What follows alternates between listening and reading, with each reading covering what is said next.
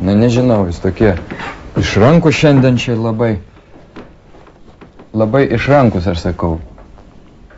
Labai šiandien esate išrankus. Ar aišku? Taip. Paskutinį, ką galiu pasiūlyti, reikia vedybų planuotojo.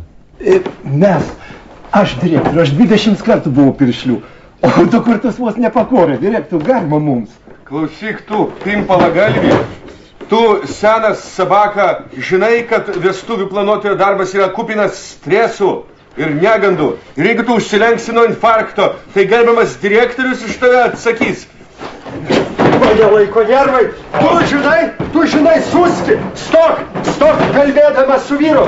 Tu žinai, bežionė, kad vedybų planuotojai priklauso pirmoji naktis. Tu žinai, suski. Gedilė tu, kralikė.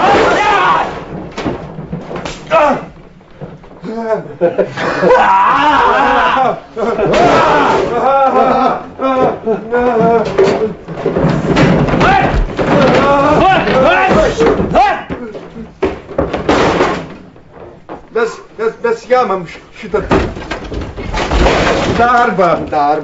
Atnešim jums bankūkino, dėl stuvinių saldainių. Na, nereikia, vyras, šiandien dėl dovanų dirbu. Aš iš pašaukimo čia dirbu. Jo, mes tą pastebėjom. Einam čia slavėlį.